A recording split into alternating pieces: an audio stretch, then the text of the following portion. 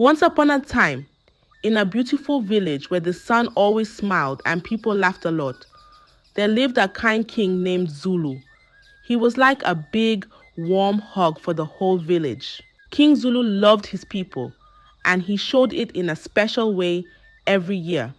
You see, in this village, everyone helped to grow food on a big farm owned by the king. They grow yams, corn, and lots of fruits. And when it was time to harvest, King Zulu did something amazing. He would share all the food from the farm with the villagers. Yes, everyone got a piece of the farm's bounty, making sure no one was hungry. This made the villagers love King Zulu even more. They respected him a lot because he was generous and always thought about their well-being. But in this beautiful village, there was also Prince Tali, the king's son. Prince Tali was very different from his father. He was handsome, but he was not as kind. People called him the Shameless Prince. Imagine someone walking around, acting like he made the sun rise and the birds sing, not listening to anyone, especially the older people. That was Tali. He liked to remind everyone that he would be king one day, and sometimes he didn't behave nicely. He would go to where people drank palm wine, tell everyone to leave, drink as much wine as he wanted, and then not even pay a single coin to the seller. The palm wine seller, a kind man who worked hard every day, could only watch as Prince Tali drank away his efforts. This wasn't a one-time thing. Prince Tali did stuff like this a lot. He'd go to the market, grab whatever he fancied, and say, "I'm the future king, so it's mine." The villagers were upset, but felt powerless. They knew complaining to King Zulu was their only hope. So they went to the king, one by one, with stories of Prince Tali's doings. King Zulu listened with a heavy heart. Each time he apologized and tried to make things right, he gave out more crops or money, saying, "I'm sorry, please understand." It was clear that King Zulu was troubled by his son's behavior, but he loved him too much to be harsh. The villagers appreciated the king's kindness, but they also wished Prince Tali would learn to be more like his father. King Zulu knew this too, and hoped that one day Prince Tali would understand the true meaning of being a leader. As the sun set on the village, life went on, but the shadow of the prince's actions loomed large, hinting at challenges to come. The villagers hoped for a change, a day when Prince Tali would see the light of kindness and generosity, just like his father, King Zulu. One bright morning, with the sun kissing the earth, King Zulu called a big meeting at the royal palace. Everyone important in the village was there, including the wise council of elders, who had long beards and kind eyes. They all gathered around, curious about the king's sudden call. King Zulu stood up, his voice steady and clear. "My dear friends," he began, "I must travel to a far land across the great rivers and mountains. I will be gone for 3 moons. During this time, my son, Prince Tali, will take care of our village. He will be in charge." A wave of whisper spread through the room. The elders, who were wise like owls, felt a storm coming. They whispered among themselves, "Oh no, that's not good. Tali? Really?" They knew Tali loved himself a little too much and didn't listen to anyone. But the king had made up his mind, and no one could change it. As soon as King Zulu left, Prince Tali wasted no time. He stood tall and announced, "I am your leader now." But instead of wisdom and kindness, he ruled with arrogance. He sent the elders away from the palace, saying, "I don't need old advice." Prince Tali was making everyone's day really, really hard. He was so naughty. They'd ride on people's backs just for fun, like they were horses. He would go to the market and take whatever caught his eye. No please, no thank you, nothing, leaving the sellers in tears. And the most shocking of all, he pointed at any girl he fancied, demanding she come to the palace. If anyone dared to speak up, he would order his guards to beat them up. The villagers were scared and angry, but they felt helpless. Who could stand up to the prince? The elders tried to reason with him, reminding him of his father's ways. But Prince Tali wouldn't listen. He laughed at them, saying, "I am the future king. My word is law." As the days passed, the village, once full of joy and laughter, grew quiet under Prince Tali's rule. The people missed King Zulu deeply, hoping for his quick return. They longed for the days of fairness and kindness, wondering how long they would have to endure Prince Tali's misrule. There was this very old woman in the village, wise and kind, who went to Tali and said, "Listen, young man, if you don't let anyone talk to you, you're going to trip and fall hard." But did Tali listen? Nope. He just kept doing his thing, thinking he was the tallest tree in the forest. But he would soon realize that even the tallest trees can be shaken by the wind. In the heart of our village lived Lala, a farmer known far and wide for his big farm of corn and yams, and for something even more special, his beautiful twin daughters. These twins were like two peas in a pod, yet each shone in her own way. Their laughter was like music and their kindness like a warm breeze. Everyone in the village adored them, and many dreamed of winning their hearts. One sunny day, as Prince Tali roamed the village on his usual rounds of mischief, his eyes fell upon Lala's daughters, working in their father's farm. Their beauty struck him like a lightning bolt. He had seen them before, but today he decided, "I must have them both as my wives." So, Prince Tali, with all the subtlety of a charging bull, approached Lala.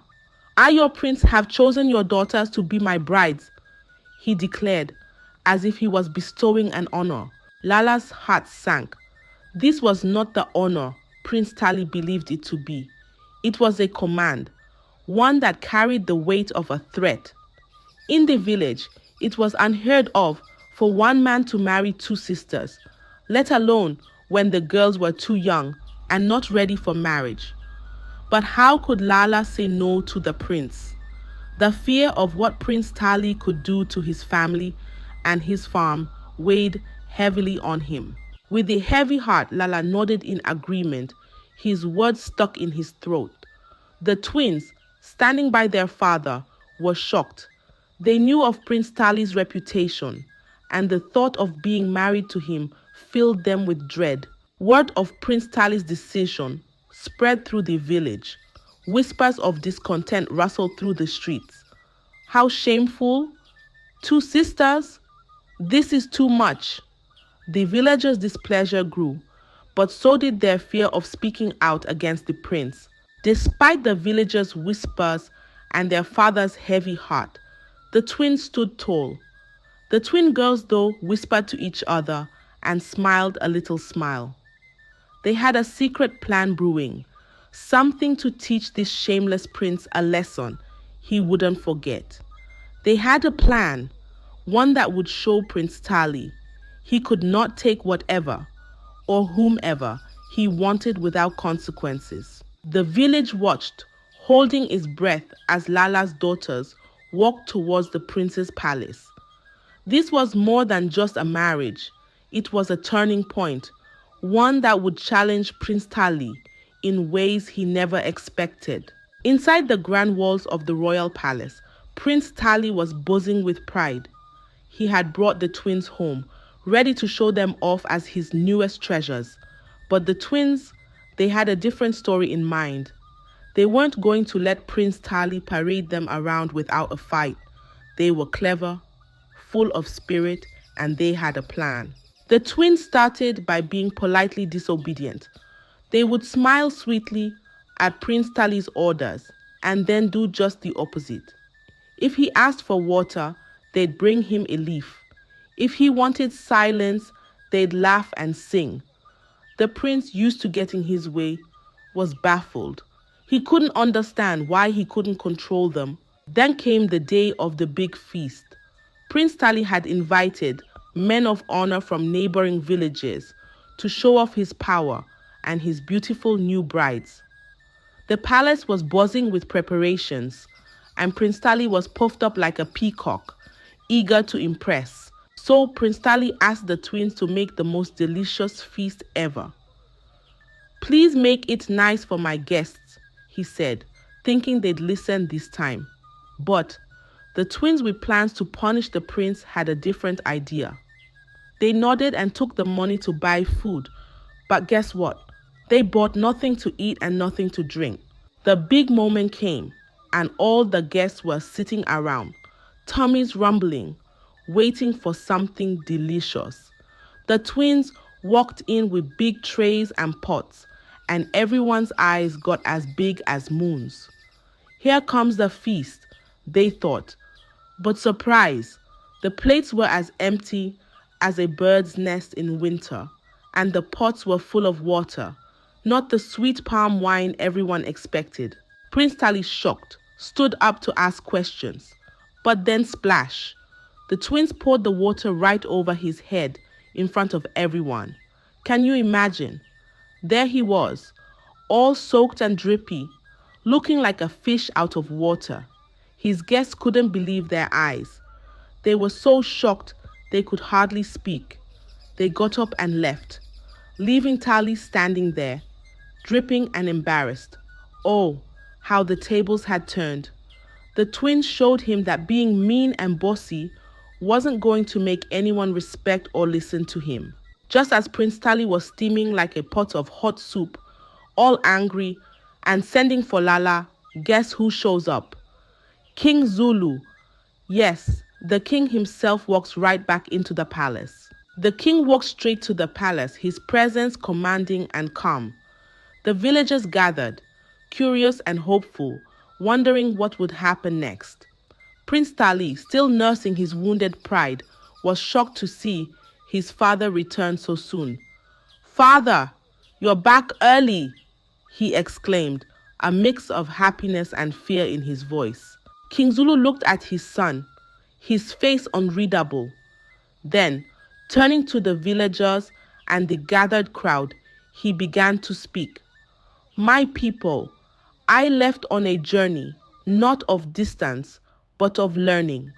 I wanted to see how my son would rule in my absence." The air was thick with anticipation as King Zulu continued. "I have watched unseen as my son chose the path of arrogance and misuse of power.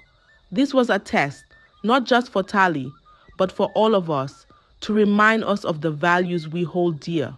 So Tiat. Prince Tali's heart sank. He glanced at Lala and the twins, who stood among the villagers, their dignity intact despite everything. King Zulu's voice grew firmer. "Tali, you have failed to respect and serve the people. You sought to rule by fear, not by love. Therefore, you will no longer be prince. Instead, you will serve the village to learn the humility and kindness you so lack."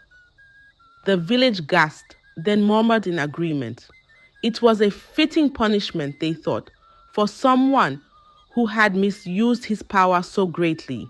And so Prince Tali became a servant to the village, tending to the fields, carrying water, and doing all the tasks he had once thought himself above. It was hard work, but with each passing day, he learned the value of humility, kindness, and respect.